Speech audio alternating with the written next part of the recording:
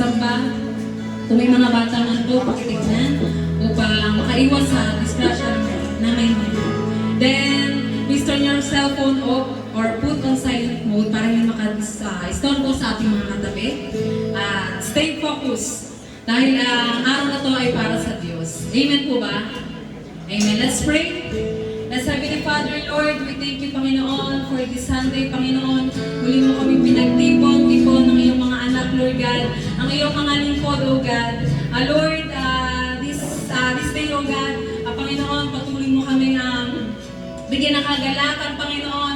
Excitement, Panginoon, na magpuri at magpasalamat sa iyo, Panginoon. Sama-sama kami magpapasalamat at aawit, Panginoon, ay para lamang sa iyo, Panginoon. At Lord, sa mga kapatid namin wala pa, Panginoon, patuloy mo silang ingatan at dalhin, Panginoon, ang kanilang panyabak, Panginoon, sa panambahang ito upang makasama namin sa pagpupuri, Panginoon, at pagpapasalamat sa iyo, Panginoon.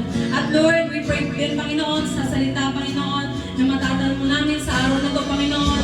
Bigyan mo kami ng kalinawan, Panginoon, sa pag-aaral ng iyong salita, Panginoon, at sa buhay ng bawat isa, Lord. At we pray, Panginoon, this tithes and offering, Panginoon, bigyan mo, Panginoon, ng kagalakan na mapagbigay, Panginoon, ang bawat isa, Panginoon, na sa iyo namin ibabalik, Panginoon, lahat ng pagpapala na binubuhos mo sa bawat isa, Panginoon. Maraming salamat, Lord God. Sa iyo, Panginoon, ang mataas sa pagpulit parangal. In Jesus' name we pray. Amen and amen. Hallelujah.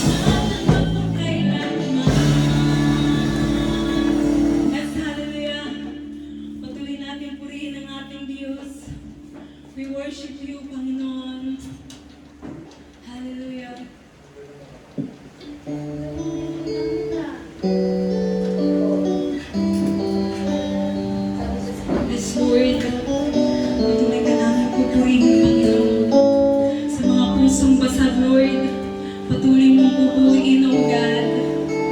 Maraming salamat, Panginoon. Tunay nga na kaibuti mo, O God.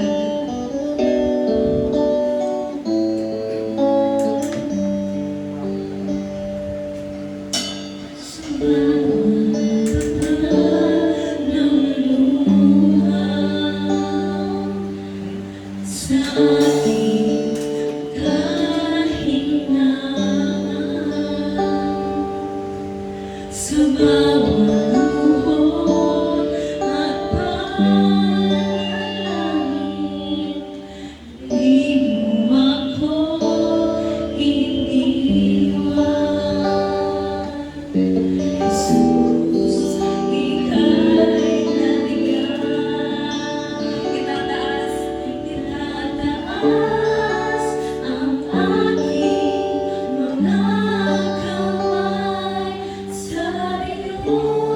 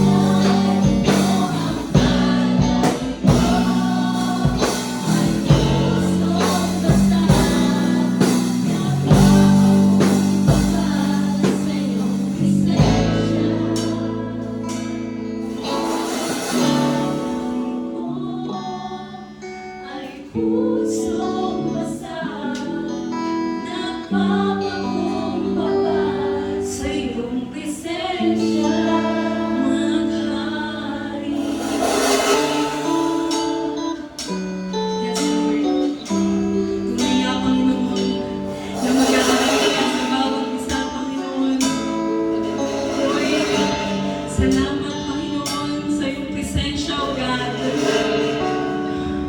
We continue to worship our Lord. Hallelujah.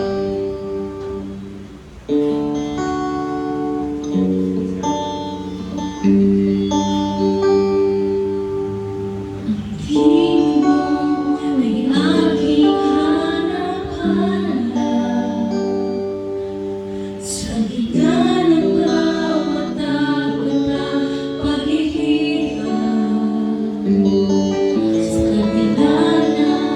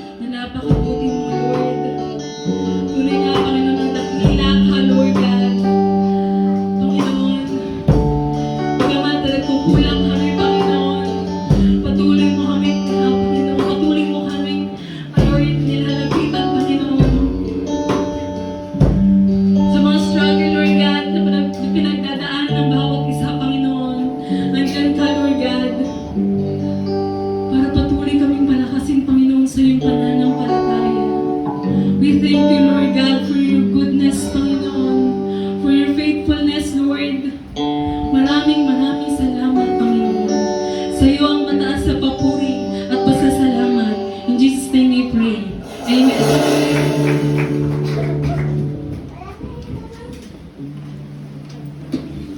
Praise.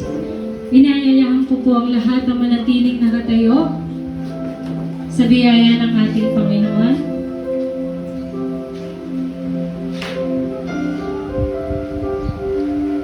Ang ating pong scripture reading ay hango sa ikalawang Timoteo chapter 1 verse 1:13 to 14. Gawin mong batayan ang mabubuting aral na itinuro ko sa iyo at manatili ka sa pananampalataya at sa pag-ibig na tinanggap natin sa pamamagitan ng ating pakikipag-isa kay Kristo Jesus. Sa tulong ng Espiritu Santo na nananatili sa atin, ingatan mo ang mabuting bagay na ipinagkatiwala sa iyo. Tayo pong lahat ay manalangin. Panginoon, tunay nga, Lord God, kung paano pinagkatiwalaan ng aming Apostol Pablo si Timoteo, Panginoon, hayaan mo, Lord God, na ang iyong panambahang ito ay manatiling tapat sa iyong mga salita, Panginoon.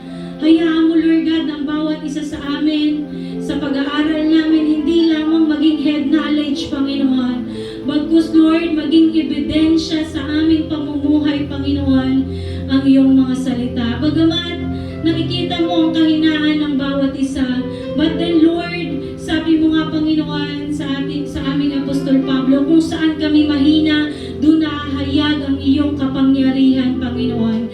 Kaya naman, Lord, sa kahinaan ng aming Apostol Pablo na aming pag-aaralan, Panginoon, sa umagang ito, patuloy na mahayag ang kapangyarihan mo sa buhay ng bawat na nangihina ng mga anak mo, Panginoon. And Lord, we pray, Panginoon, patuloy kang mangusap, and we ask for the guidance of your Holy Spirit in our midst, Panginoon. Open our spiritual eyes, our ears, Panginoon, and our understanding, Panginoon, na kung saan maunawaan namin ang iyong mga salita. Ama, tunay nga na apart from you, Lord, wala po kaming kayang gawin, Panginoon. Kaya naman, Lord, buong puso kaming nagtitiwala na ikaw ang siyang mangungusap sa amin sa umagang ito, Panginoon. Hayaan mo ang iyong mga salita ang pumasag sa aming mga puso, Panginoon, at magpalakas sa aming mga pusong nanghihina, Panginoon. Maraming salamat, Lord God, sa tatanggapin naming aral sa umagang ito. Mahayag ka nawa sa aming mga buhay. Ito po ang aming dalangin na may pasasalamat sa aming Panginoong Jesucristo at sa tulong ng banal na Espiritu na aming dakilang tagapagturo sa umagang ito. Ito po ang aming dalangin na may pasasalamat at pananampalataya. In Jesus' name we pray. Amen and amen. Ayan, magsiupo na po ang lahat sa biyaya ng ating Panginoon. So, tayo po ay mag-recap lang ng mabilis sa aklat ng ating sulat ng ating Apostol Pablo kay Timoteo.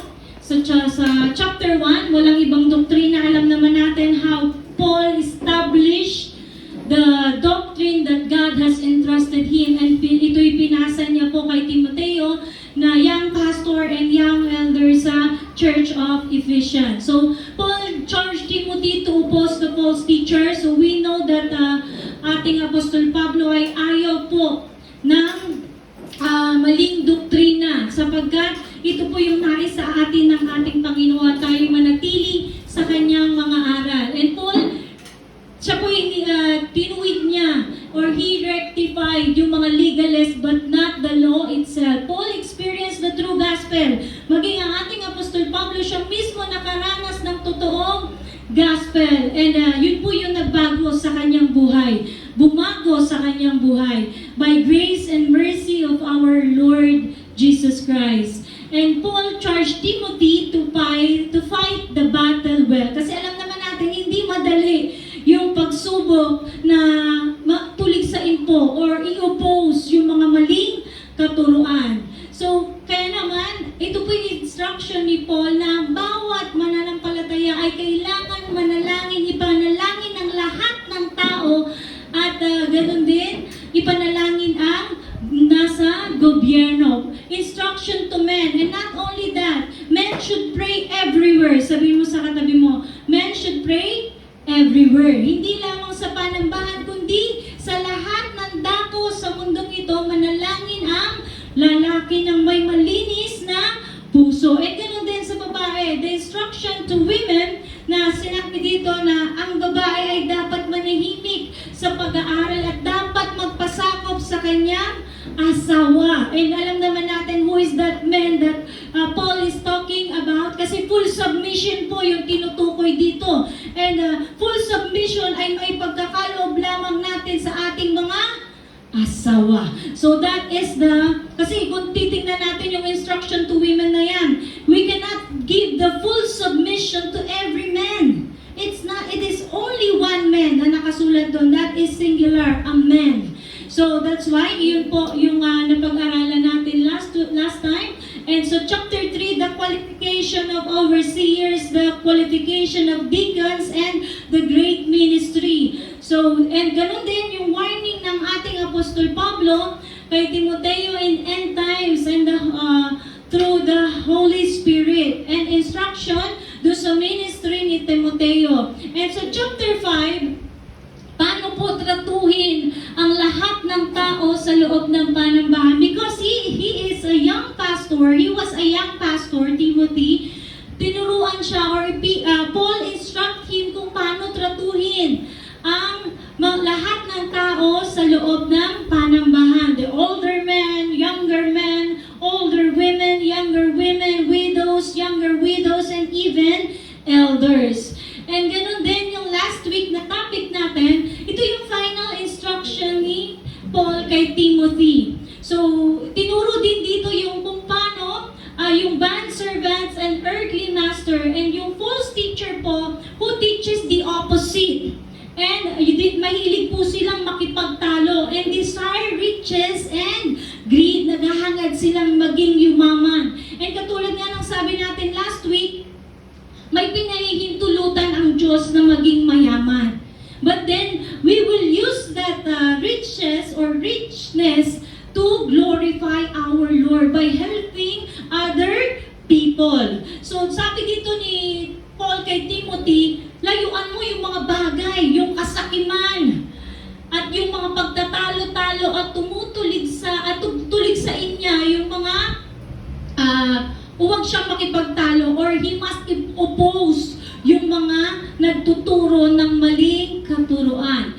And keep this command. Yun po yung tinuro ni Paul. And command to the rich. Alam naman natin yan last week. And lastly, yung i-guard niya. Yung pinagkatiwala sa kanya ng ating Panginoon. So, ngayon po, tayo dadako sa pangalawa. But then, sabi dito sa short summary lang natin, Paul wrote 1 Timothy to advise his worker, Timothy, about issues in the church of Ephesus.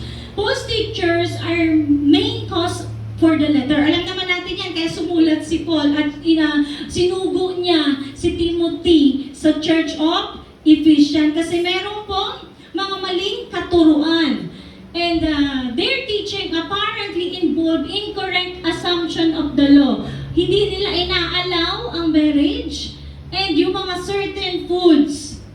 And sabi dito, Paul is concerned, a real concern is with the result of the false teaching. Sabi nga ni Nes, maliit na degree lang, talagang maliligaw niyan ang tao sa eroplano. So kapag ang isang pilot po, maling degree lang, isang degree lang po ang mamali ang piloto, maliligaw sila. Maiiba ang destinasyon. Ganon din sa atin. Kapag tayo'y nag-aaral, pagpasok lang tayo ng maling katuruan, ang ending niyan sa kapahamakan.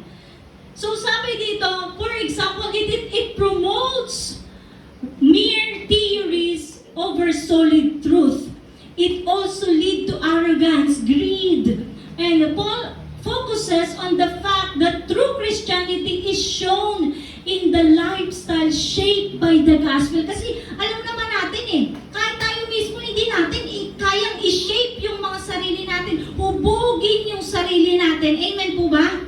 Only God can through the gospel. And that's why, katulad nga nung sabi ko kay Nes sa aming online theology, the devotion is not just only writing and reading. It is the practice of the gospel. Practice of the word. Di ba yung mga deboto na mga Katoliko, yung mga practices nila, that is their devotion. And for us Christian, it is not just by merely writing what you have learned. Di ba? Ano mo, meron ka pang pattern na sinusunod. It is, yes, I'm not discouraging you to do that. But what I'm telling here, the devotion is practicing what you have learned. Sa loob ng trabaho, kaya tinuro yan ni Paul eh. Hindi lang siya tinuro to become a mere knowledge ng tao. Tinuro yan to put into practice. And that is our devotion. Amen? That is the challenge of every Christian and believer of Jesus Christ. How we put into practice, how we will devote into the teaching. Amen po ba? And that's what Paul is talking about here. A lifestyle shaped by the gospel. We know a lot of things about the word. Alam mo, punong-puno ka ng salita ng Diyos. Pag hindi naman sasabihin sa atin, ano yung pinamuhay natin? It is not what we have learned, but what we have put into practice. And that is the devotion. Amen? Yung mga salitang natanggap natin, ito ba'y napapamuhay natin? Or it is just a title na kung saan we are proud to be a Christian. But we are not doing, sabi nga diba sa James, patay ang pananampalatayang walang kalakip na gawa. That is the real devotion that God wants us to be. So dito makikita natin dito sa 2 Timothy chapter 1. Paul instruct Timothy to fan into plain yung kanyang pananampalataya. So mamaya pag-aaralan natin yan. Those whose lives are not shaped by the gospel have turned away from faith. Yung pamumuhay na hindi nahubog ng totoong mabuting balita, maililigaw po tayo niyan. Amen? Not only the listener, but also the preacher. Kapag mali ang naituro, kaya po napaka-stricto ni Apostol Pablo sa kanyang unang sulat kay Timoteo. At sa pangalawa po, a spirit of boldness. So, pag-aralan po natin. Meron po tayong tatlo. Paul's gratitude and longingness of Timothy. Bakit longingness? Dahil sabi po ng mga theologians ay mga commentaries na nabasa ko, si Paul ay naglulong niya ng time na yan kasi from the first Timothy, he was in house arrest. Ibig sabihin, medyo okay pa yung kanyang buhay sa house arrest. But then, dito sa 2 Timothy, while he was writing it to Timothy, siya po ay nasa dark dungeon or sa madilim na selda na kung saan naghihintay na lang siya ng kamatayan niya. So makikita po natin yan. Paul's reminder to Timothy to fan into flame yung gift ng biyaya ng Panginoon sa kanya sa pagpapahayag ng salita ng Diyos. Paul's appeal not to be ashamed. Bakit? Pangalawang beses nang nakulong si Paul. And merong dalawang tao na nabanggit dyan na iniwan sila dahil they are also afraid and they are ashamed. Kaya sabi ni Paul dyan sa 2 Timothy chapter 1, huwag mong ikahiya, huwag mo akong ikahiya, sabi niya kay Timothy. Bakit? Pangalawang beses nakulong si Paul, and dun sa pangalawang beses niya na isinulat ito, sabi ng commentary, mahirap. He was really emotional dun sa dungeon and darkness. But then, lahat ng yan, tingnan natin strength na binigay sa kanya ng Panginoon dito. And for us also to realize whatever problems or difficulties that life has given us, we should not be afraid and ashamed the gospel. Amen? Sabi mo sa katabi mo, huwag mong ikahiya ang aral na tinanggap mo. Amen? It is not only in the church. Church is just equipping and edifying the believers of Christ. Pinalalakas lang ng church. And then the real challenge to every believer is outside the church. When you face or confront na yung iba't ibang uri ng mga tao. And sabi dito, in 2 Timothy, Paul's final letter written from a Roman prison cell around 64 or 67 after death of Jesus Christ, shortly before his execution under Emperor Nero's persecution. So, si Nero po yung emperor nung time na yan.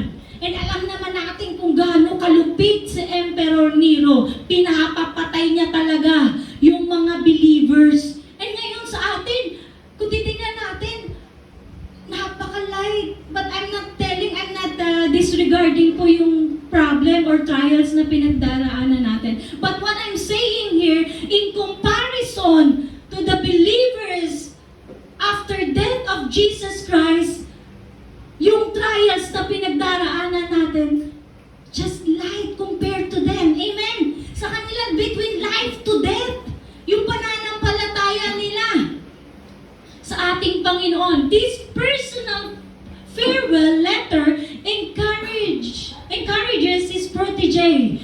Alam naman natin protege, di ba? Ito yung mag-aaral. That is Timothy. To stand firm in the face of suffering and false teaching. Sabi ko nga sa inyo, hindi po madali na i-confront ang mga false teachers. Because, sabi nga, di ba, nung napag-aralan natin na una, kung ano yung doktrinang tinanggap nila na sa tingin nila na tama, disregard yung word ng Panginoon. Kasi syempre, maraming nagtuturo eh. Amen po ba?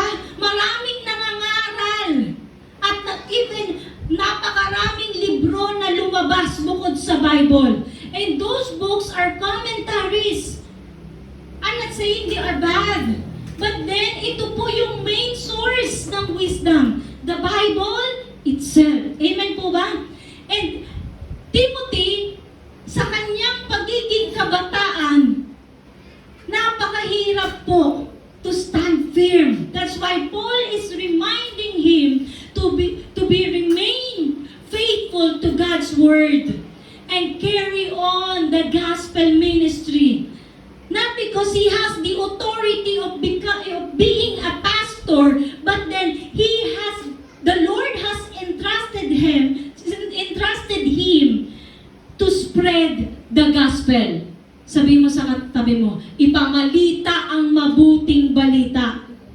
Sapagkat ito ang paraan para sa kaligtasan ng mga tao. Amen po ba? Paul urges Timothy to continue. Hindi ka lang isang beses, but then our life must continue living and preaching the gospel, katulad ng sabi ni Paul kay Timothy, and to come to Rome for a final visit before his death. So sabi po dito, mula kay Pablo, pag-aralan natin, isa-isayin po natin.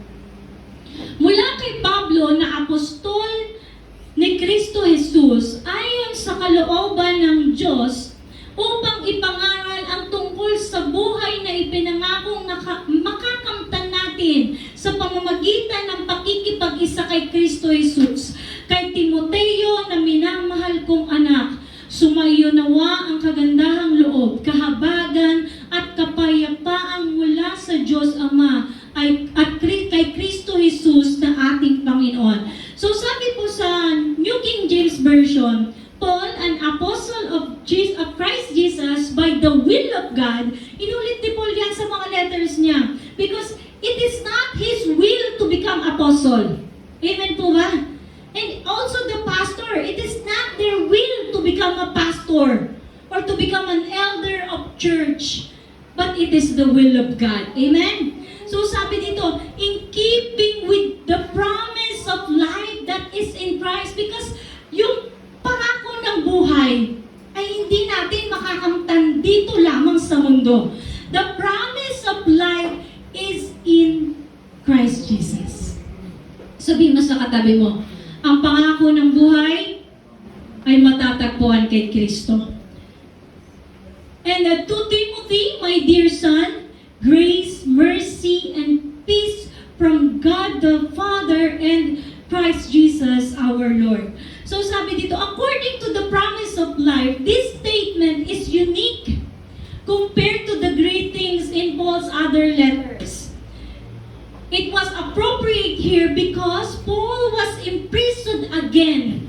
Ayan, ulitin ko ha. Siya po ay nakulong muli sa Apostol Pablo. And he expected to be executed. Nag-expect na siya na any moment, any time, pwede na siyang patayin. Amen?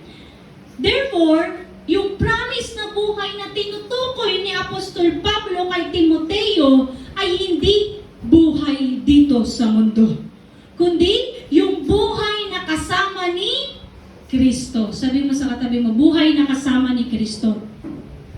Therefore, this promise of life was especially precious to him. The Bible doesn't tell us the details kasi nilagay lang siya ni Paul sa greetings niya, di ba? Sa opening greetings niya kay Timothy. But it seems, okay, ICGCs, when you see the word, it seems, whenever you read the commentary, that is ICGCs. When we say ICGCs, self-explanation. Okay? Sarili niya pong pangunawa. Sabi po ng commentary dito, but it seems that after Paul was released from the Roman imprisonment mentioned at the end of the book, he was re-arrested and imprisoned in Rome again. So, sabi dito sa sumunod, sa una natin, Paul's gratitude and longingness of Timothy. Actually, kinat ko po yun, kaya parang nawala yung, yung it seems, yung kanyang commentary. Kasi, it was just ICGC, so ni-remove ko po. Actually, meron pa po kasunod dito. Pero kinat ko lang siya. So, sabi dito sa una, Paul's gratitude and longingness of Timothy. Pasasalamat at paalala tuwing inaalala kita sa aking panalangin araw at gabi. So, napakaganda, no? Paul is remembering yung mga tao or mananampalataya ng Panginoon night and day, even in the midst of his suffering. Nagpapasalamat ako sa Diyos na aking pinaglilingkuran ng may malinis na budhi, gaya ng ginawa ng aking mga ninuno. So, without ceasing, I remember. Sabi dito, without ceasing, I remember you in my prayers night and day. Timothy was on Paul's prayer list. Paul made it a regular practice to pray with a list. Alam naman natin yan, kapag sumusulat siya, lagi niyang sinasabi ito, na inaalala. Actually, nabanggit niya rin to in some of his letter. So sabi dito, those who were precious to him, and Timothy is one of a man who is precious to him. Also shows how much Paul prayed whenever it was night or whenever it was day. Of course, one might says this was easy for Paul since he was in prison. But such prayer is never easy. Bakit? You can pray for yourself. Pwede kang manalangin sa sarili mo because you are in the midst of trials. But then Paul to choose to pray for others, and that is sacrificial. Amen? Sabi mo sa katabi mo, sacrifice. Yung ipanalangin mo yung sarili mo kapag naghihirap ka, Yeah, that's given because dumaranas ka ng hirap. But then when you pray for others, despite na naghihirap ka, that is sacrifice. Amen? Sabi mo sa katabi mo, did you pray for others in the midst of your trial? Ganun po yung ginawa ni Paul kay Timothy. Kasi syempre si Timothy, hindi madali yung kanyang ginagawa o yung kanyang mission dun sa Ephesians. But such prayer is never easy. Paul is to admire for wanting to do the most for Jesus. But he could whenever he was, even dun sa pagsulat, patatagin yung mga kapatiran sa pananampalataya, kahit siya ay nakakulong, hindi po siya nag-stop. Amen? Sometimes we are in deep, kapag tayo nasa difficulty natin, piliin pa natin mag-move, di ba? But Paul never did. He prayed for others because the promise of life that was given to him or that is given to him is from the Lord Jesus Christ. Amen? Sabi mo sa katabi mo, sa Panginoong Jesus. Kaya doon mo marirealize how precious our life is dito sa mundong ito, na hindi natin siya i-waste or sasayangin sa mga bagay na, because life is too short. Amen po ba? Sabi mo sa katabi mo, maiksi ang buhay. Huwag mong sayangin sa pagmumukmok. Amen? We must use the life that has given to us ng ating Panginoon to spread the gospel, to encourage every believer, and that's what Paul did kay Timothy. Perhaps tears, Paul, remember where tears Timothy shed. Siyempre, no, makikita mo, actually, imagine ko po yan. Yung grabing luha ni Timothy nung sila po ay nag-part ways ni Paul. Kasi alam ni Timothy na hindi madali yung kanyang tatahakin. Amen po ba? Imagine ko lang, no? As a young believer, sometimes we think, marami pa tayong kayang gawin para sa sarili natin. Kaya ganun yung sacrifice na binitawan ni Timothy as a young pastor. Sa daming accomplishment na magagawa niya sa mundo, mas pinili niya ang sumunod kay Kristo. Amen? And sabi dito, filled with joy when I called to remember. Kaya kapag naalala ni Paul, nagagalak siya. Kasi mayroong willing na sumunod sa Panginoon despite of his young age. Kasi kung titingnan natin, when they say elder, di ba? Elder, tingin natin, matatanda na yan sa iglesia. But then, elder here is the one who preached the gospel. The one who pastor yung mga pinagkatiwala ng Panginoon na pahayagan ng salita ng Diyos. It made Paul genuinely happy, filled with joy to remember the faith of faithful men like Timothy who loved and served Jesus and His people. Sabi ko nga sa inyo, hindi madali. But then there is joy when in serving the Lord. Sabi mo sa katabi mo, there is joy in serving the Lord. It is not just a joy, but the fullness of joy. Kabuuan ng kagalakan. Incomparable yan dito sa mundong ito. And sabi dito, kapag naaalala mo yung iyong pagluha, nananabik akong makita ka upang malubos ang aking kagalakan. And sabi dito, longingness to see Timothy. The phrase longingness in Latin word or Greek word sa kanyang original na salita, epipoton or idiense. Sabi dito, reveals Paul's strong desire, matinding desire po o pagnanais na ma-reunite kay Timothy o makasama niya muli si Timoteo. This isn't just casual wish na nami-miss lang. Gano'n, di ba?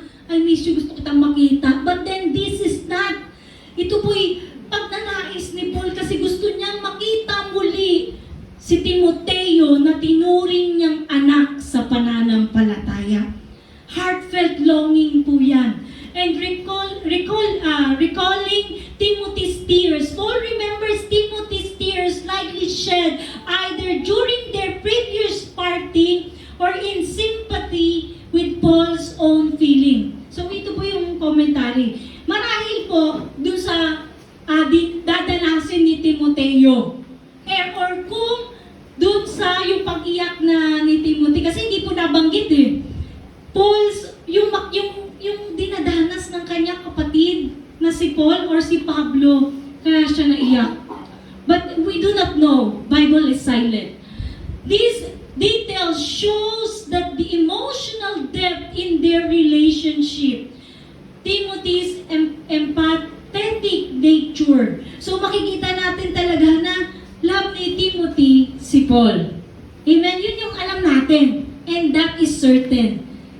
Timothy is concerned to Paul. And Paul also, the same, ganun din yung kanyang pag-concern kay Timothy.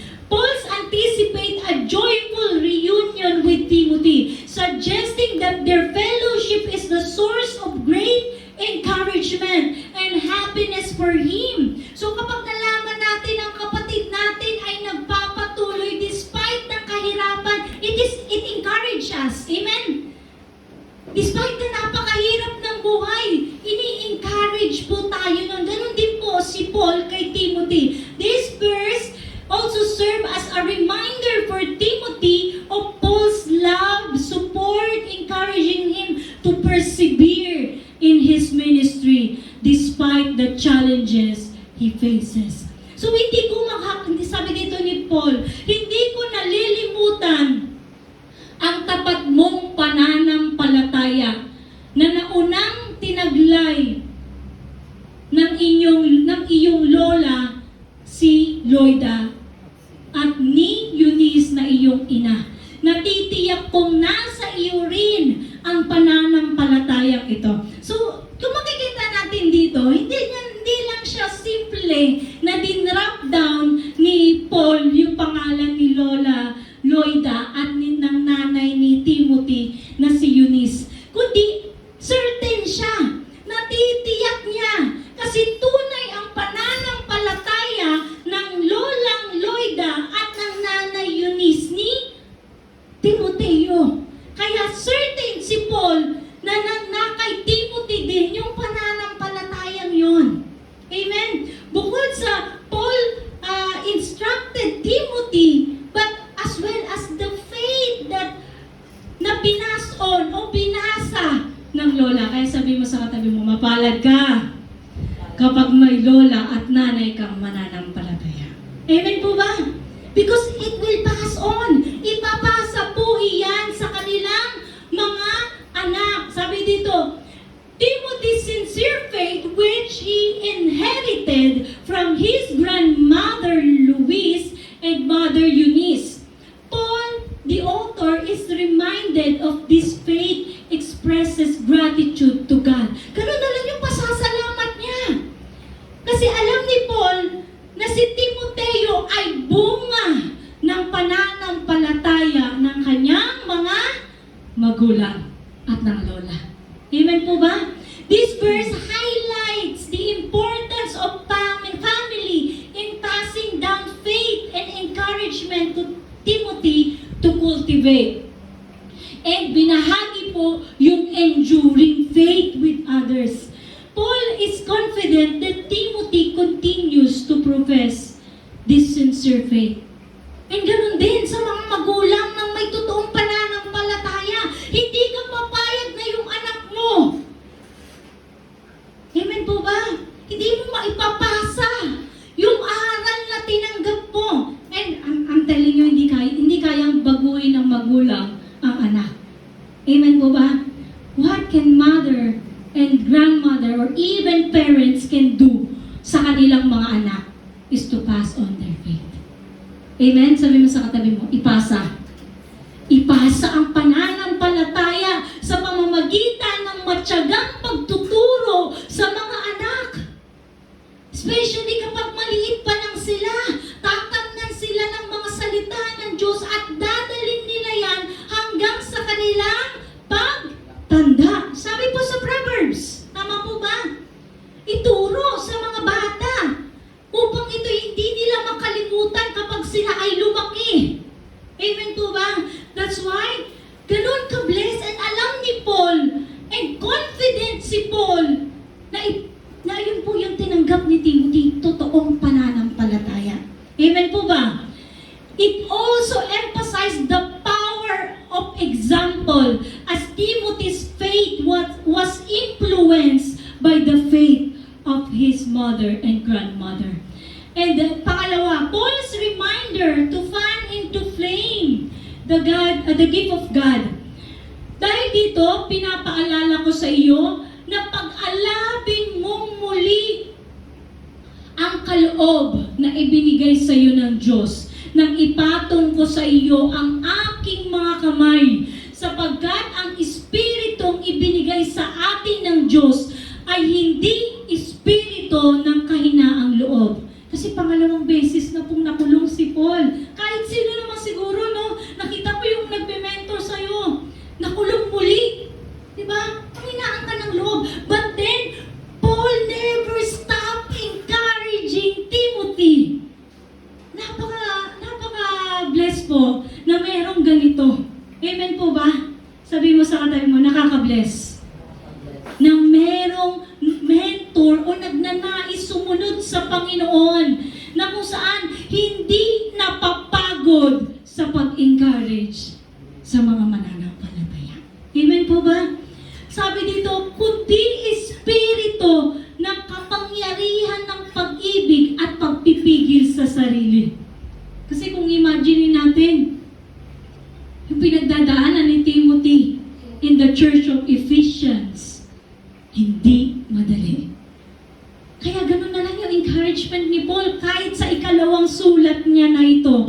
So sabi po, kaya huwag kang mahihiyang magpatotoo para sa ating Panginoon at huwag mo rin akong ikakahiya na nasa isang bilanggo. Alang-alang sa Kanya, sa halip, makihati ka sa pagtitiis. Ito yung sinabi niya, huwag mo akong ikahiya na nakulong akong muli. Kasi nakulong na siya nung una eh. In his house arrest. But then this time, in the dark dungeon, sa madilim na selda. Imagine mo. Diba? Pinakulong yung mentor mo. Diba? Not because he's doing sin, but because he's fighting the battle to preach the gospel. Amen? Sabi dito, huwag mo akong ikahiya na isang bilanggo alang-alang sa Kanya. Alang-alang kay Kristo. Sa halip, makihati ka sa pagtitiis para sa magandang balita. Umasa ka kung paano nakihati si Apostol Pablo sa pagtitiis ni Kristo. Ganun din ang nais niya kay Timothy. Amen po ba? Umasa ka sa kapangyarihan ng Diyos na nagligtas at tumawag sa atin para sa isang banal na gawain. Kanino ang asa? Sa Diyos. Kasi even sa sarili ni Timothy, hindi niya pwedeng asahan. Amen. Sabi mo sa katabi mo, umasa ka sa Diyos. Eh, ganun din sa panambahang ito. Ito po'y pinapasa sa atin. Pinapahayag sa atin sa pamamagitan ng sulat ni Apostol Pablo na hindi tayo pwedeng umasa sa preacher. Amen po ba? Time will come. Who knows, di ba? Maiksi lang ang buhay ng tao. Our hope is in Christ. Sabi mo sa katabi mo, our hope is in Christ. Umasa ka sa kapangyarihan ng Diyos na nagligtas at tumawag sa atin sa isang banal na gawain. Siya po ang tumawag sa atin. It is not the people who called, but the Lord, the Almighty God, the powerful God, ayan po ang tumatawag sa bawat isa sa atin. Amen po ba? Sabi mo sa katabi mo, yan din ang tumawag sa iyo. And sabi dito, ginawa niya ito hindi dahil sa anumang nagawa natin. Napakaliwanag po. Ginawa ni Jesus Christ ito hindi dahil worthy tayo. Amen po ba? Sabi mo sa katabi mo, hindi dahil magaling ka. Hindi dahil marunong ka.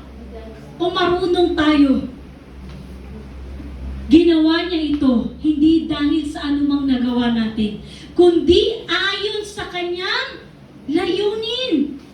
Kaya dapat tayo ay magpatuloy sa pangangaral ng salita ng Diyos. Hindi lamang sa loob ng panambahan, maging sa paglabas ng panambahan. Huwag natin ikahiya ang salita ng Diyos. Amen? Sabi dito, ayon sa kanyang layunin, sa purpose ng Diyos, at sa kagandahang loob ng Diyos. Sa simula pa, ito ay ibinigay niya na sa atin sa pamamagitan ni Kristo. Ngunit ito'y nahayag ayon ngayon nang dumating si Kristo Jesus na tagapagligtas, winakasan niya ang kapangyarihan ng kamatayan. Dati, takot kang mamatay. Ngayon, hindi. Because the death is gain. Sabi nga ni Paul, di ba? Ang kamatayan ay hindi kalugian. Hindi niya tinuturing na kapag namatay ka, lugi ka. Bagkus, ito'y pagpapala. Amen? Kasi wala nang hirap. Wala nang sakit. Kundi, makakapahinga ka na sa piling ni Kristo. Ayun ay kung may totoo tayong pananampalataya kay Kristo. Amen po ba? And sabi dito, nahayag ito. Ngunit ito'y nahayag na ngayon nang dumating si Kristo Jesus na ating tagapagligtas. Winakasan niya ang kapangyarihan ng kamatayan at inihayag ang buhay na walang hanggan sa pamamagitan ng magandang balita. And Paul is not ashamed na ipahayag ang mabuting balitang ito. Kaya, sabay-sabay basahin ng malakas. Kaya huwag kang mahihiyang magpatotoo para sa ating Panginoon at gagawin ako ikakasya na isang bilanggo alang-alang sa Kanya. Sa halip, makihati ka sa pagtitiis para sa magandang balita. Amen. Huwag kang mahihiyang magpatotoo para sa ating Panginoon. Sabi mo sa katabi mo, huwag kang mahiyang magpatotoo. Kasi ang binigay sa atin ng Panginoon, hindi espiritu ng kadawagan. Amen? Kundi espiritu ng katapangan. Para ipahayag natin ang ating Panginoong Jesucristo. Huwag mo rin akong ikahiya, sabi dito ni Paul, na isang bilanggo alang-alang sa Kanya. Sa halip, makihati ka sa pagtitiis para sa magandang balita. At ito po yung binasa natin kanina. Kumbaga, ini-emphasize lang dito sa pangatlo natin. Ginawa niya ito hindi dahil sa anumang nagawa natin, kundi ayon sa kagandahang loob ng Diyos. Para sa magandang balitang ito, ako'y itinalagang mangangaral, apostol at guro. Diba? Kumbaga, si Paul, kaya siya naging mangangaral at apostol, it is because of the gospel. Amen? Not because marunong siya. Not because kung ano yung nagawa niya. Kasi kung titingnan natin, nagawa ni Paul, pinapatay niya yung mga Kristiyano. And yung mga believers nga nung unang panahon, nung time sa Acts, hindi naniniwala sa kanya.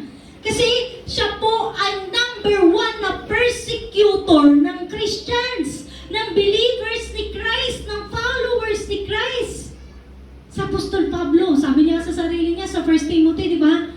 Inalintulad niya na siya ang pinakamasama sa masama. But then, dahil sa magandang balita, dahil saan? Magandang balita. It is because of the gospel.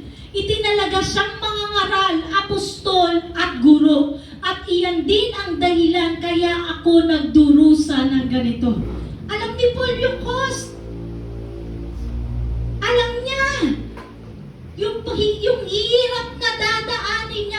because of the gospel.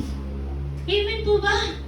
And he was not ashamed to speak the gospel, the true gospel of the Lord Jesus Christ. And ganun din po sa atin. Sabi dito, ngunit hindi ako nahihiya. At ayun ang gusto niyang sundan ni Timoteo. Huwag ikahiya ang aral na tinanggap mula kay Kristo. Sabi mo sa katabi, huwag mo ikahiya. Sapagkat kilala ko. Kaya hindi kinakaya ni Paul. Kilala niya. Sapagkat kilala ko ang aking sinasampalatayaan. That is very important sa pananampalataya. Alam mo, kilala mo yung sinasampalatayaan mo. Amen po ba? Alam mo kung saan ka nakatayo. Alam mo yung ground mo. That is the confidence that comes from the Lord Jesus Christ. Amen? Sigurado ka. Kasi alam mo kung sino ang pinapanampalataya. Hindi ka tatanungin ng iba pag may nagtanong sa'yo. Sino si Kristo? Hindi ko alam. No. Kilala mo dahil sinampalatayaan mo. Ganon po ka-certain si Paul. Kaya hindi niya kinakahiya ang mabuting balita. Amen po ba? Sabihin mo sa katabi mo, huwag mong ikahiya. Dahil kilala mo si Kristo. Alam mo yung ginawa ni Jesus Christ. Hindi siya knowledge lang na alam mo lang. Bagkus sinampalatayaan mo ng buong puso, isip, lakas at kaluluwa. That is the meaning of love. And sabi dito, at natitiyak kong maiingatan niya. Sinong mag-iingat? Si Kristo. Because He is the author and the source of salvation. Siya yung may hawak, siya yung may gawa ng kaligtasan. At naniniwala siya, si Apostol Pablo. Certain siya, natitiyak siya, sigurado siya, naiingatan ng Diyos ang kanyang pananampalataya. Amen po ba? Sabi mo sa katabi mo, iingatan ng Diyos ang pananampalataya. Sa paanong paraan? Sa pag-iingat na hindi magpatuloy sa pagkakasala. Amen po ba? Sabi yan sa 1 John chapter 5. Maiingatan niya hanggang huling araw ang ipinagkatiwala ko sa Kanya. And sabi dito sa sumunod, gawin mong batayan ang mabuting aral na itinuro ko sa iyo at manatili ka sa pananampalataya at sa pag-ibig na tinanggap natin sa pamamagitan ng ating pakikipag-isa kay Kristo Jesus sa tulong ng Espiritu Santo na nananatili sa atin. Ingatan mo ang mabuting bagay na ipinagkatiwala sa iyo. Ito po yung turo ng ating Apostol Pablo. Iyon yung gamitin ni Timothy na batayan sa kanyang pagtuturo. Yung aral sa pananatili niya, sa pananampalataya niya. Ano ba yung batayan natin? Pagpapala ba? Kaya tayo nananatili? Kasaganaan ba? Kaya tayo nananatili? This is the time of the reflection for us to realize na yung hindi tayo nananatili dahil pinapasagana yung buhay natin ng Diyos. Amen? Nananatili tayo dahil alam natin at kilala natin kung sino ang nagpapanatili sa atin. Amen? Sabi mo sa katabi mo, kaya mapalad ka. Kasi kahit saan mang dako ka naroon, alam mo kay Kristo ka. Amen? Sabi mo sa katabi mo, kay Kristo ka. Dahil sa pakikipag-isa natin kay Kristo. At hindi lang yun. Hindi tayo naiwang mag-isa. Kasi nasa atin ang banal na Espiritu. Sabi mo sa katabi mo, nasa iyo ang banal na Espiritu. Ingatan mo mabuti ang mga bagay na ipinagkatiwala. And for us, sa atin, ano ba yung pinaghatiwala sa atin? The gospel. to preach the gospel. Ayan po, in Matthew, the latter part ng Matthew. Diba? Gawin mong disipulo ko, Jesus Christ. Disciple of the Lord Jesus Christ. Not our disciple. Kasi pag disipulo natin, nagkakamali tayo. We are not perfect example. Amen? Sabi mo sa katabi mo, we are not perfect example. But Christ is. Siya po yung perfect example natin. At ayun po, yung mabuting bagay na ipinagkatiwala ng Panginoon kay Timothy at pinagkakatiwala din ni Apostol Pablo kay Timoteo. The gospel that we have received from our Lord Jesus Christ. Amen? Sabi po dito, alam mong ako'y iniwan ng lahat ng mga nasa Asya. Sino yung nag-iwan? Kabilang na si Phygelo at Hermogenes. Kahabagan nawa ng Panginoon ang sambayanan ni Onesiforo sapagkat maraming pagkakataong pinasiglan niya ako at hindi niya ako kinahiya kahit ako'y isang bilanggo. Amen po ba? Hindi niya kinahiya ni Onesiforo. Bagkus, gumawa pa siya ng pagparaan para mapasigla si Paul kahit siya ay nakabilanggo. Amen po ba? Hindi katulad ni Phygelo at ni Hermogenes na iniwan. Kasama siya dun sa lahat ng mga nasa Asya na iniwan si Paul. And Paul is reminding Timothy, umuwi kaya kung nabilanggo ako. Hindi ako naghihirap dahil sa sarili kong kagustuhan, kundi naghihirap siya dahil sa mabuting balitang tinanggap niya at pinagkatiwala sa kanya ng Diyos. Amen? Ganon din sabi mo sa katabi mo, huwag mong ikahiya ang pananampalatayang meron ka. Amen? Huwag mong ikahiya sa loob ng tahanan. Huwag mong ikahiya sa eskwelahan. Huwag mong ikahiya Kristiyano ka. Maging sa mga kaibigan mo, huwag mong ikahiya si Kristo. Hindi lang sa loob ng panambahan. Lalo na sa paglabas natin sa loob ng panambahan. That is our devotion. Amen? I'm not telling you not to write or to make journal and to read the gospel, study the gospel, but what is important, put into practice what you have learned in Christ. Amen?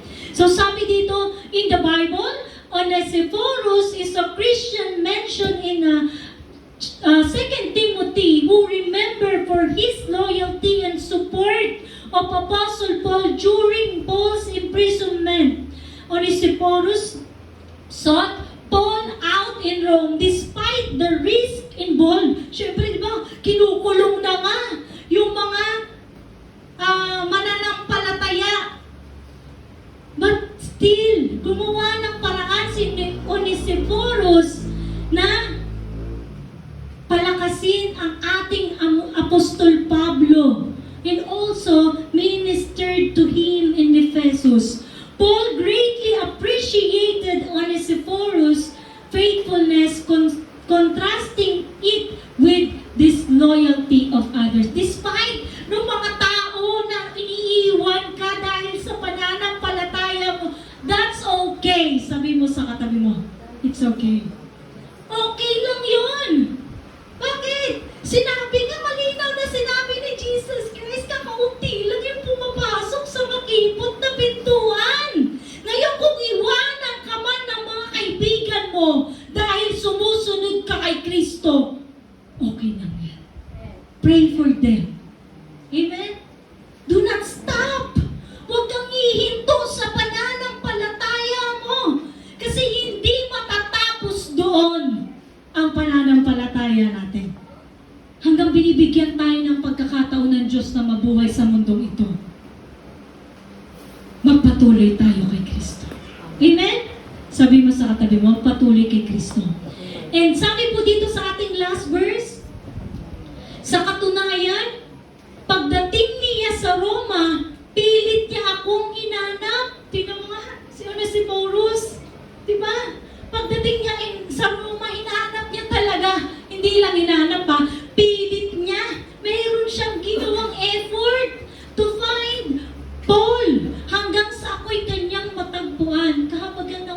siya ng Panginoon sa araw na iyon. Alam mo naman kung paano niya ako pinaglingkuran sa Efeso. Tayo pong lahat ay tumayo sa biyaya ng ating Panginoon. We know our difficulty in this world. Alam natin yung hirap sa pagsunod natin sa ating Panginoon. Iwanan man tayo ng lahat, iwanan man tayo ng mga kaibigan natin sa pagsunod natin sa ating Panginoon. Hayaan natin ang Diyos ang kumilos sa kanilang mga buhay. Because we know that all things work together for good of those who love Jesus Christ. Let us all pray. Yes, Heavenly Father, we thank you so much, Lord, for keep on reminding us, Lord God, to stay faithful in the true gospel that we have received from you. Lord, dalangin ko nawa, Panginoon, tulungan mo ang bawat isa. Ano man, Lord, yung difficulty, Panginoon, ano man yung pagsubok na pinagdaraanan ng mga kapatid kong ito sa pananampalataya. Hayaan mong manatili kaming tapat, Panginoon, sa aming pagsunod, sa aming paglilingkod sa iyo. Iwanan man kami, Panginoon, ng mga mahal namin sa buhay, ng mga kaibigan, o kung sino pa mang Panginoon na mananampalataya. Lord, tulungan mo po sila sa tuwing sila'y nangihina, Panginoon, sa kanilang pananampalataya. Sapagkat nananampalataya kami ng bawat tinawag mo, bawat pinili mo ay sa iyo, Panginoon. At ikaw po ang nag-iingat sa salvation na pinagkatiwala mo sa bawat isa sa amin. You are the source of salvation, Lord God. It is not because of our good works, but the good works is the result that we have received our Lord Jesus Christ in our lives. Lord, hayaan mo maging ebidensya ang pananampalataya namin ito sa iyo na magawa namin ang kalooban mo at nais mo sa aming mga buhay. Alam namin, Panginoon, na hindi madali kung paano naghirap ang aming Apostol Pablo.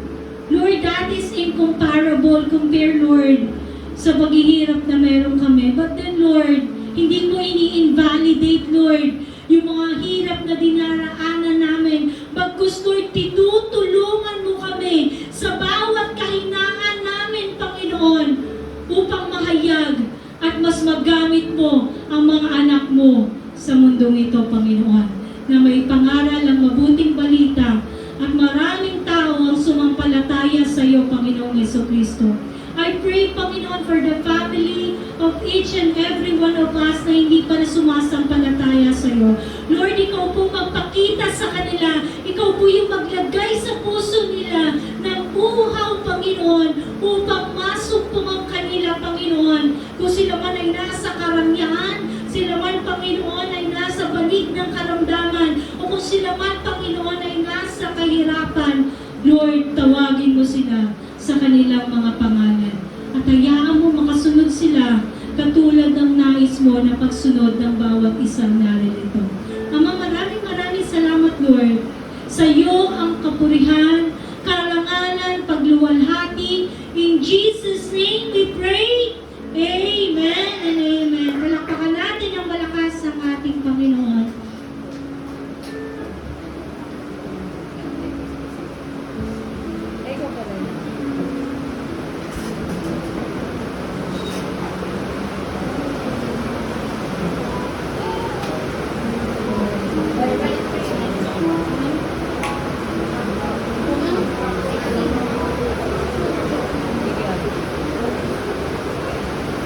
Sino ba? Ayan, na-bless po ba ang lahat? Hello! Parang malungkot ninyo. Sinabayan niyo yung panahon. So, ayan. Dadako po tayo sa ating pagbibigay sa ating Panginoon. Ayon sa awit 139, verse 1 to 6. Ako'y iyong sinisiyasat, batid mo ang aking buhay. Ang lahat kong lihim, Yahweh, ay tiyak mong nalalaman. Ang lahat ng gawain ko sa iyo hindi lingid. Kahit ikaw ay malayo, batid mo ang aking isip. Ako'y iyong nakikita, gumagawa o hindi man. Ang lahat ng gawain ko ay pawang iyong nalalaman. Di ba ako umiimik, yaong aking sasabihin, alam mo ng lahat iyon. Lahat ay di malilihim. Ika'y laging kapiling ko, katabi ko, oras-oras. Ang likas mong kalakasan sa aking nag-iingat. Nagtataka ang sarili, alam mo ang aking buhay. Di ko kayang unawain iyong karunungan. Amen po ba? Ayun. So, sa atin po, no, sa tuwing, sa tithes and offering natin, sa every Sunday service, no, may idea na tayo sa pagbibigay, kung paano tayo dapat magbigay, ayon sa Korinto, di ba, na dapat tayo ay nagagalak, ang ating puso ay nagagalak kapag tayo ay nagbibigay. So, sa ngayon po, akin pong ibabahagi. Ayun po. So, sa pagbibigay natin, sa lahat ng meron tayo, sa lahat ng meron sa atin, sa buhay natin, alam naman natin na ang lahat na yun ay galing sa Diyos. Tama po ba? Amen po ba? So, lahat ng meron tayo, alam ng Diyos at alam niya. Sa Kanya lahat galing ang meron sa atin. At bilang part na sa atin naman, ay ating siya sa atin kung paano natin gagamitin yung kayamanan na ipinagkaloob ng ating Panginoon. So, walang lingid sa ating Panginoon. Alam ng Diyos ang buhay natin, simula pa lang ayon sa verse 3, no? Sa verse 3. So, sa pagbangon pa lang natin, sa pagising pa lang natin sa umaga, alam ng Diyos na oras-oras, sa pagbangon hanggang sa paggabi, alam ng Diyos yung buhay natin. Amen po ba? So, anong mabang na ito? Parang sa application sa pagbibigay sa atin, no? So, kumbaga, ang lahat ng meron sa atin ay galing sa Diyos. So, lahat ng meron sa buhay natin ay dapat nating ibigay or ating i-assess ba na ang kayamanan natin ay hindi sa atin.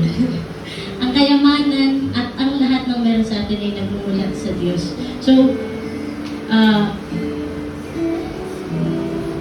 parang sa verse 4, hindi pa ako hinimikya ang aking sasabihin. Alam mo ng lahat iyon.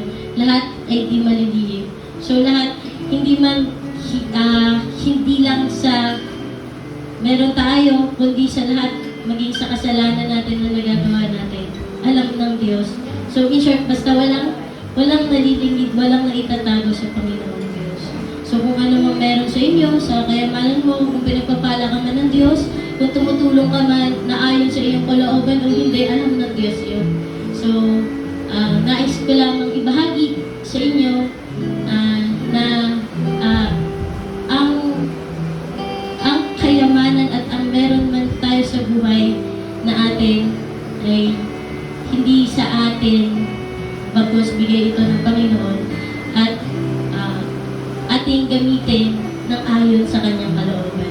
So, hindi pa man natin nasambit lahat ng ating mga pangangailangan, hindi man natin sambitin kung ano man yung nais natin sa buhay, hindi man natin may express kung ano man yung nararanasan natin, kalungkutan man, kasiyan, problema man, alam ng Diyos at nababatid ng Diyos ang lahat ng pangangailangan natin.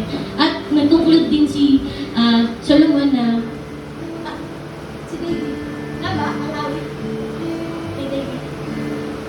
Di kayang unawain, hindi niya kaya o hindi niya maabot ang pangatwiran o kaisipan ng ating Panginoon. Kaya din sa atin, minsan nagkakaroon tayo ng katanungan, Lord, bakit gano'n? Nagsusumikap naman ako, pero bakit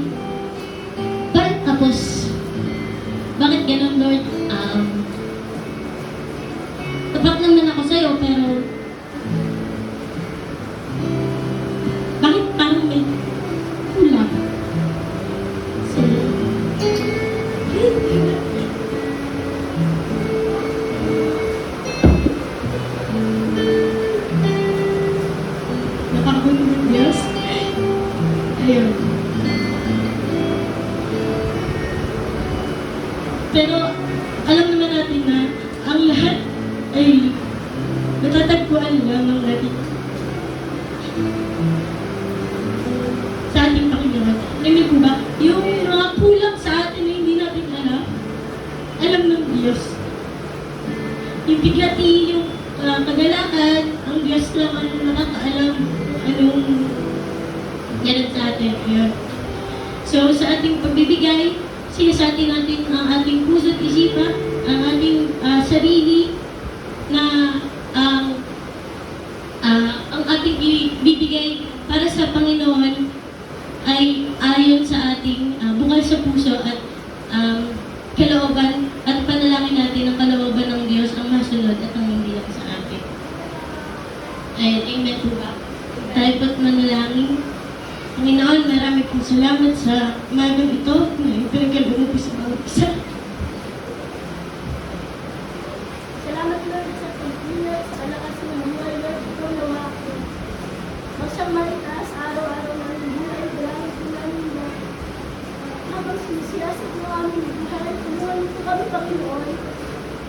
Sa lahat ng aming pangangailangan, patuloy siyang magbigay. Lord, dalangin ko po Panginoon na tipuin mo ang bawat puso ng bawat isa. Ikaw po siyang manguna at maitaas Panginoon. Saan mo po pagsubok namin nararanasan? Hayag man o hindi, Panginoon, ikaw po ang siyang alam namin ng mga kasagot, Lord, sa amin. And sa pangangailangan namin, Lord, alam namin na ikaw po yung magpapagod nito. And Lord, dalangin po namin sa lumang meron kami sa buhay namin, ikaw siyang maitaas at tulungan mo kami kung paano magamit ito ng ayon sa iyong kalooban, Panginoon, na makatulong kami sa ibang mga nangangailangan, Panginoon, kung iyong magpulong. Ikaw po ang siyang gumagay, ikaw ang magbigay sa amin ng knowledge and wisdom, Panginoon. And tulungan niyo po kami, Panginoon. Ikaw po ang siyang manguna sa lahat ng bagay na gagawin namin, Panginoon. At ikaw ang siyang malipas ng parangalan. Lord, dalangin ko po sa aming mga kapatiran, sa lahat ng aming mga kapatiran, at mga pamilya, Panginoon namin, Panginoon. Salamat dahil ikaw ang Diyos namin na nakakabatid ng buhay namin, Lord. Sa lahat ng pangangailangan namin, ikaw mag-provide, O Lord God. Ikaw po ang mag-bless sa amin, sa bawat pamilya, Panginoon, na narito. At malaman, Panginoon, sa lahat ng mga kapatiran namin kung nasa may po sila. Lord, ingatan at pagkain po sila. Ikaw po ang siyang manguna. And dalangin po, Panginoon, sa lahat ng mga nagtatrabaho. Ikaw po ang siyang magbigay ng kalakasan na nagmumula sa iyo.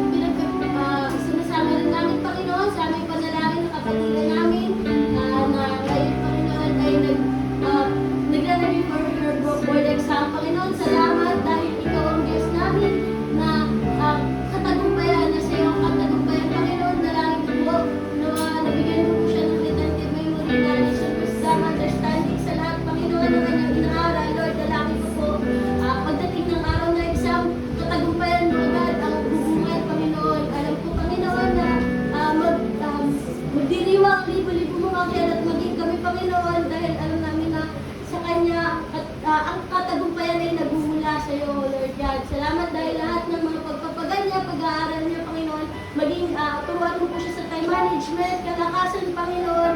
Even though na wala siyang ganong tulog, Panginoon, palakasin mo po siya.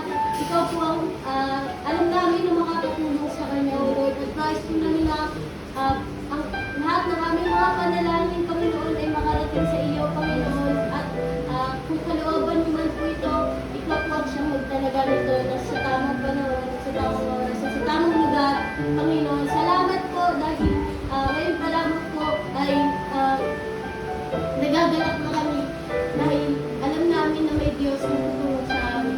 Salamat po, Ama, sa pangalan ni Jesus. Amen.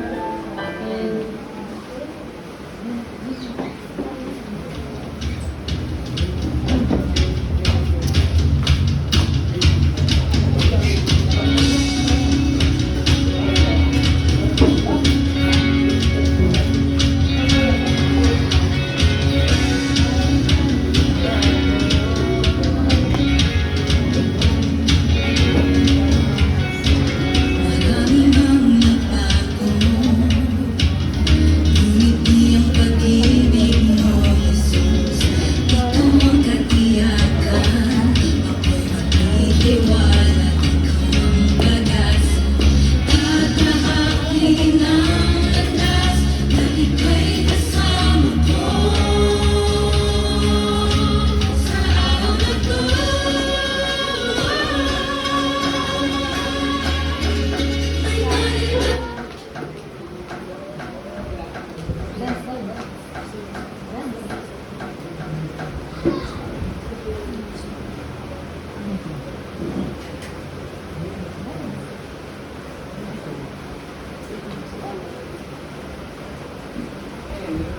No.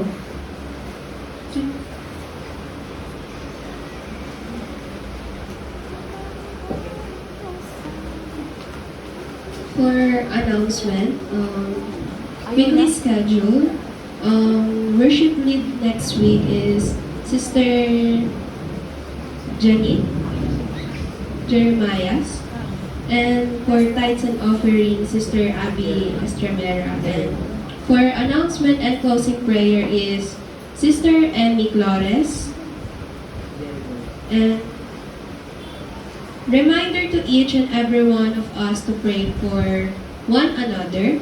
Every first Sunday of the month, West Karami Church will be with us to be united in communion.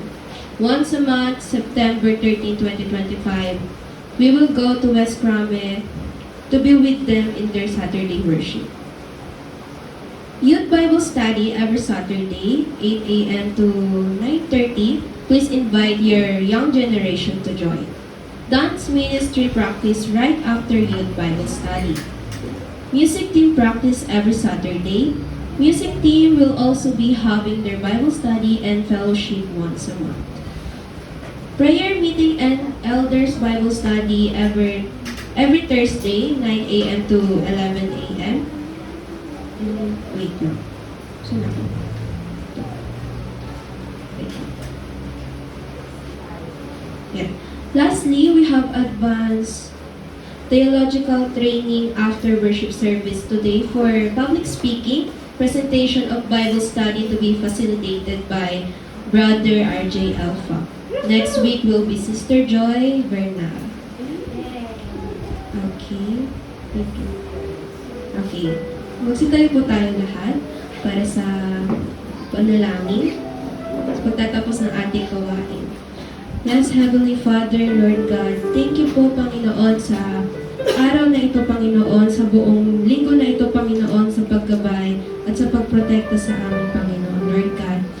Panginoon, sa panibagong linggo na darating, Panginoon, aming ipinapaubaya sa iyo, Panginoon, ang buong linggong ito, Lord God. Dahil alam namin na may mas magandang plano, Panginoon, para sa amin. And Lord God, pag-ingatan mo po ang bawat isa at protektahan, Lord God, at ilayo sa mga kapahamangan, Lord God. At para sa mga workers, Panginoon, sa mga nagtatrabaho, Panginoon, pag-ingatan mo po nawa sila, Panginoon, at bigyan sila ng sapat na kalakasan, Panginoon, upang matagumpay nilang gawin kung ano man po ang kanilang duty sa kanilang trabaho, Panginoon, Lord God. And Panginoon, sa aming mga pag-aaral, Panginoon, nawa, Panginoon, bigyan mo kami ng sapat na kalakasan din, Panginoon. Gabayan niyo po kami sa aming pag-aaral, Panginoon. And Lord God, sa lahat ng aming gagawin sa buong linggong ito, Panginoon, Ikaw ay aming papangarangalan, Panginoon, Lord God. Ayun na po ang aming samot dalangin in Jesus' name. Amen. Nataas po natin ang ating mga kamay. Panginoong Diyos na makapangyarihan sa lahat, tunay nga Panginoon na napakabuti mo sa aming mga buhay. Thank you Lord for constantly reminding us, Lord God, na magpatuloy kami, manatili kaming tapat sa pananampalataya at sa aral, Panginoon, na tinanggap namin mula sa iyo. Ay Lord, dalangin ko po, Panginoon, sa mga kapatid ko na hindi namin nakasama sa mga oras na to, naman ang sitwasyon ng kanilang buhay. We pray, Lord God, na patuloy mo silang gabayan, ingatan, ilayo mo po sila sa mabigat na pagsubok, Panginoon.